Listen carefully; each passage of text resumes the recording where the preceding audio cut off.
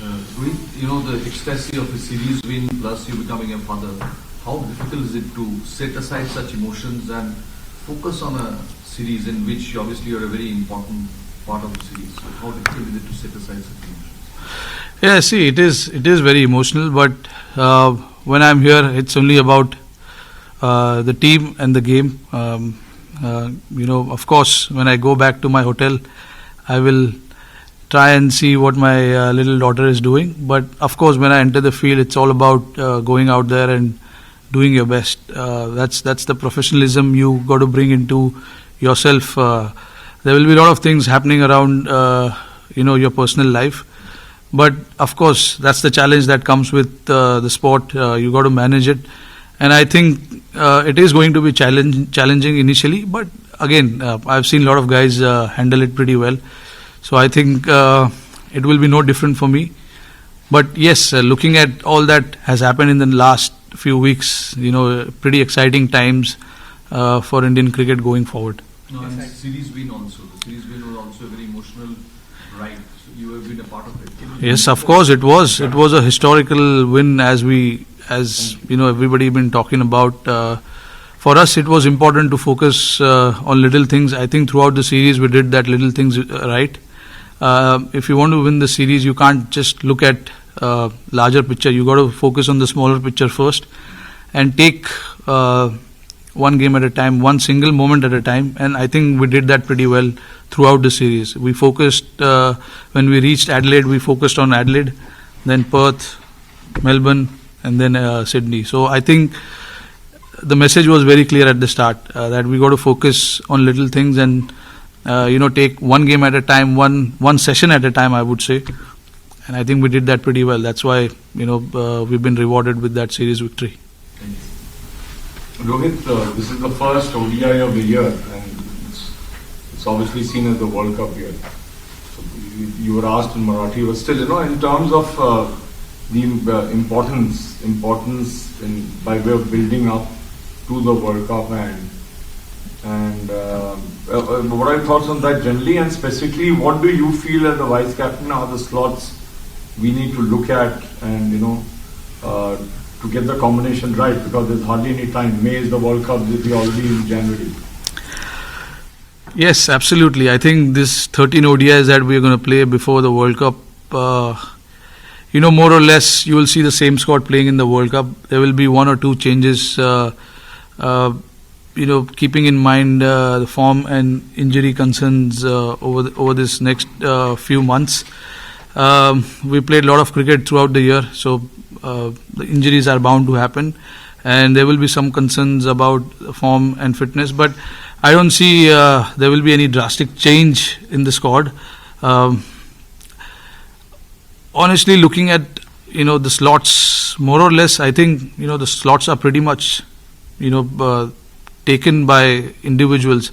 But having said that, I still feel everything will depend on the form of each player. I think nobody is guaranteed that flight to England as yet. We got to be in prime form, each and every player that will be taking part in that World Cup. So I think all of us is aware of that, and we need to keep doing the right things, keep performing, and make sure that come the World Cup we are ready for it. And we are confident going into that. I think talking about the slots, it's slightly early. I wouldn't say that every individual that are going to be part of this next few series are going to be playing the World Cup. You got to perform, but like I said, there's not going to be a drastic change. Somebody out of this 15 or 20 is not going to come and fill the slot unless there is some injury concern or something like that. No, I mean what I meant is, is the 11 in your mindset? I mean, you're part of the think tank. That's why I'm asking you. I see. Like I said, it's keep it as well. Too early. Like 13 games, 4 or 5 months to go, and then there's 2 months of IPL. Lot of cricket to be played. I think it's very hard to say the 11 or 12 that will be taking part in that World Cup. But you're seeing the guys who are playing the ODIs in the last few months. and who are part of this squad in Australia and New Zealand. And then Australia will come to India to play the ODI series. So I don't see, like I said, there's not going to be any drastic change. More or less, this 15 and a few more other guys will be part of that World Cup squad. In reckoning, I mean. Rohit, like 2018 was kind of a roller coaster in terms of the Test cricket. Like one day when you kept continuing scoring runs. So after this Australia series, do you feel like, okay, like I belong at the Test level again? And what does it mean to you to be a regular in all three formats? No, it is. It is something that I've always dreamt of. Test cricket, I've said this many a times. Test cricket still always will remain an ultimate challenge and ultimate goal for me as an individual, as a player. Yes, I mean, to miss out in Perth and Sydney was disappointing. But again, see, under the circumstances that I missed the last Test match was, something different. So obviously, but I'm really happy, what we did as a team. But for me as individual, yes, of course, I want to stake a claim and cement my place. But I really don't think too much about it right now, or I've stopped thinking about it. I would say a year and a half ago, I've stopped thinking about it. What has to happen will happen. When I get an opportunity, I got to give it my best shot, and that's what I'm focusing on. Because thinking too much about Test cricket will only put pressure, and I don't really want that. Since I made my debut, I've been only thinking about it. So it's time for me to just focus on present and take what comes or what lies ahead of me. Rohit, last time India came here, 2016 ODI series, the top order did very well, and it's the same in the last 2.5 years. You, Shikhar, Virat, and in fact, it's grown really. You guys have been scoring almost 70% of India's ODI runs in the last 2.5 years. So, how important is it for this top order to click this time in this series and to gain form in those 13 ODIs being the World Cup?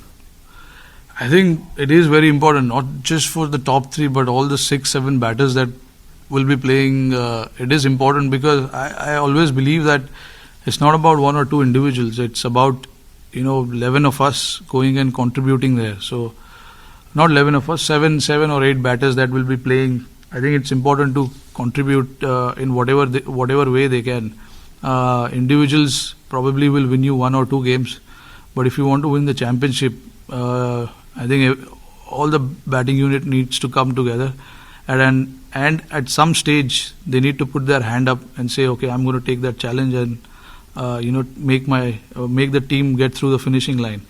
Our middle order definitely believes in going out there and taking the challenge, because it's not about the top order or the middle order. It's about the whole batting unit, the batting group that we have, and it's all of us know that come whatever situation, we got to put our hand up and make sure that we get through the finishing line.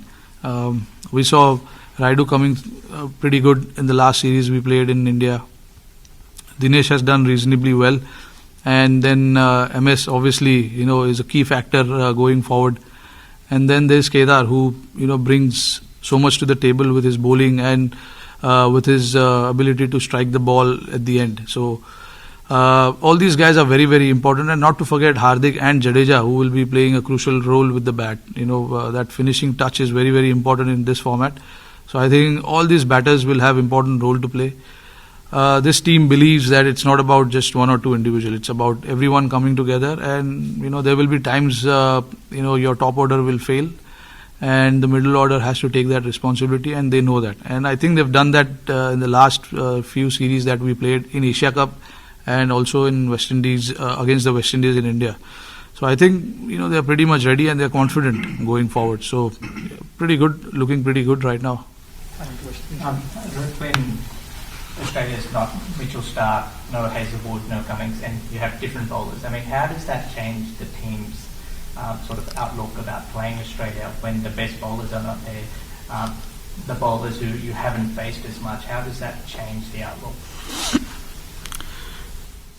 See, if I look at it, these three guys, they don't play too much of ODI cricket, if I'm not wrong. The last time we came here, none of these guys played, and we were still beaten 4-1. Was that? Yeah, I think it was 4-1. So they still have quality in their bowling. It's not that they don't. Of course, those three are their premier bowlers, but they've got the guys who can do the job for them, and their bowling lineup can put us under pressure without a doubt. Because I've been watching, they've been playing some limited overs cricket, and they've been doing well. So it's not going to be an easy walkover situation for us. We got to grind it out there, face the challenge, and make sure that we put them under pressure. Of course, the team is high on confidence right now, so we got to carry that into this format as well, and make sure that we keep doing the right things and we keep doing the little things right.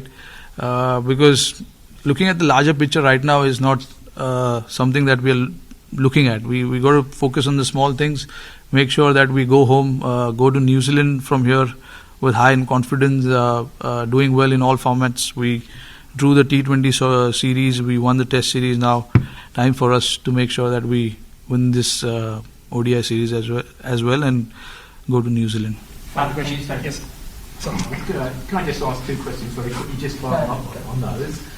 First of all, how hard is it to carry momentum from one format of the game into another, particularly when you're bringing different players into the side? And the second one, Australia obviously have struggled in one-day cricket over the last year. Are you surprised at that?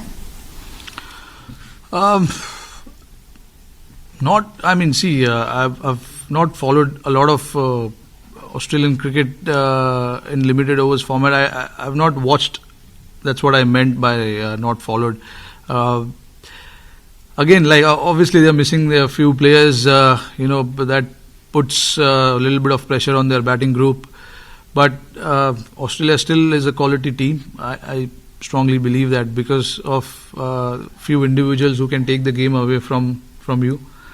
But yeah, oppositions are obviously taking the advantage of missing out on few players and making sure that they put Australia under pressure with that.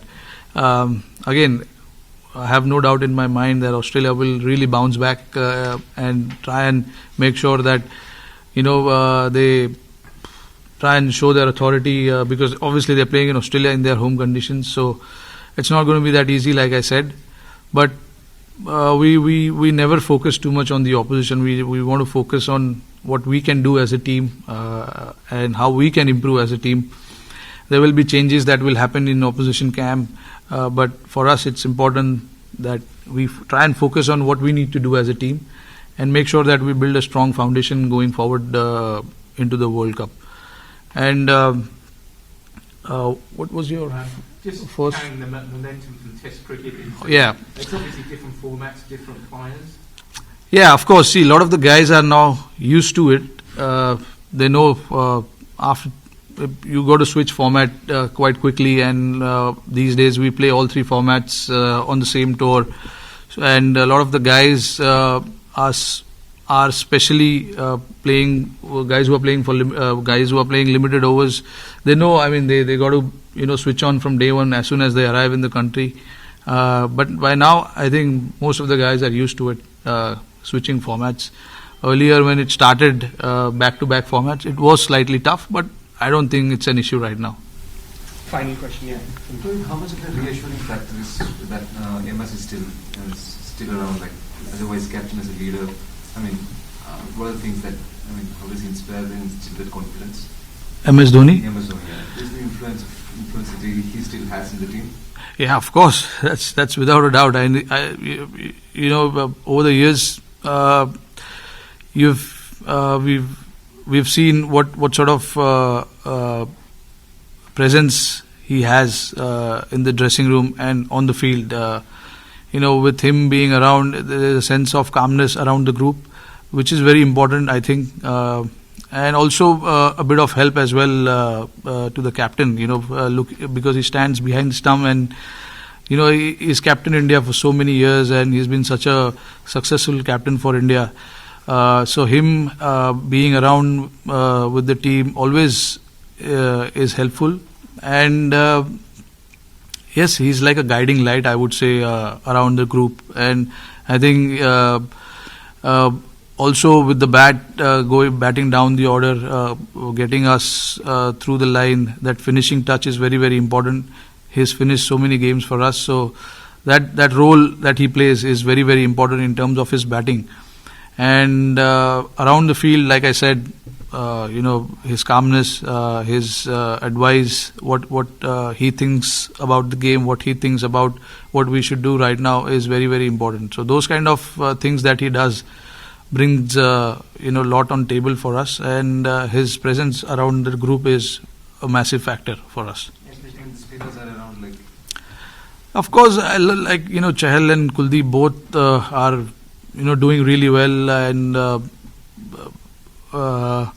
so somebody like MS Dhoni standing behind the stumps and helping those guys out about what the batsman is trying to do makes a huge difference, I think.